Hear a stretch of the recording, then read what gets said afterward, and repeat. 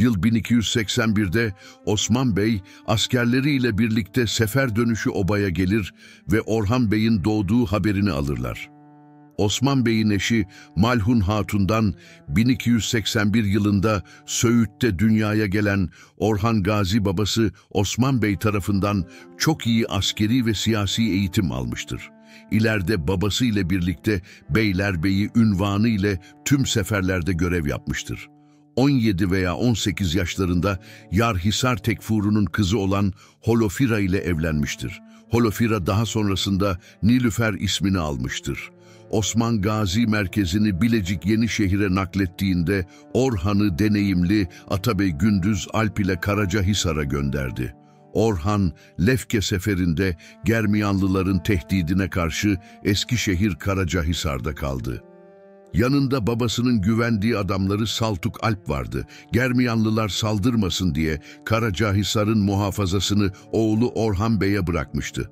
Fakat Çavdar Tatarları Osman Gazi'nin yokluğunu fırsat bilip Karacahisar pazarını yağmaladı ve birçok değerli eşyayı alıp götürdüler.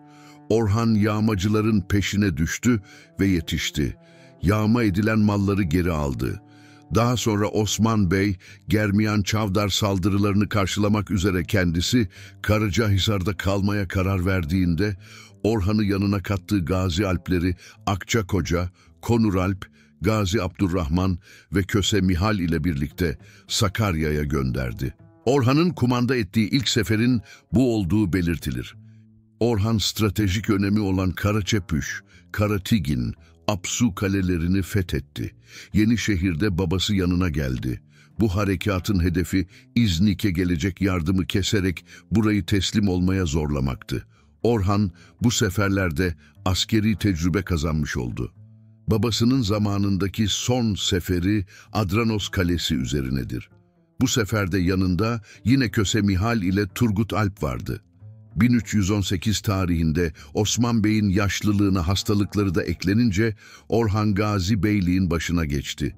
İlk icraati Bizans Bitinyası'nın iki büyük merkezi Bursa ve İznik üzerindeki kuşatmayı sıkılaştırdı. 1326 baharında bütün kuvvetleriyle Bursa önüne gelip Tekfur'un teslim olmasını istedi. Bursa, Tekfur'uyla uzlaşılan teslim ahitnamesinin maddeleri şunlardır. 1. Şehre giren Osmanlı askerleri halka zarar vermeyecek, yağma olmayacak, esir alınmayacak. 2. Gitmek isteyenler mallarıyla Osmanlı askerlerinin himayesinde şehri terk edecek. 3. Şehrin tesliminde Orhan Bey'e 30.000 altın ödenecek. Genel olarak Osmanlı tarihçileri Bursa'nın alınması ile Orhan Gazi tarafından başkent yapıldığını bildirirler. Orhan Gazi döneminde Bizans ile ilişkiler iyiydi ve Bizanslılar sefere çıktığında topraklarını korumak için Osmanlılar Rumeli'ye paralı asker gönderiyorlardı.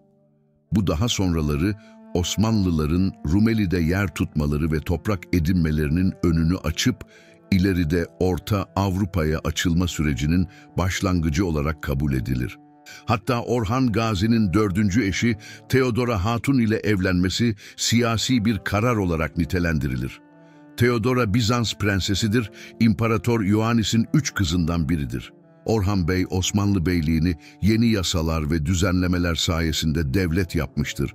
İlk kez vezir ataması bu dönemde yapılmıştır. İlk kadı ve subaşı atamaları bu dönemde yapılmıştır.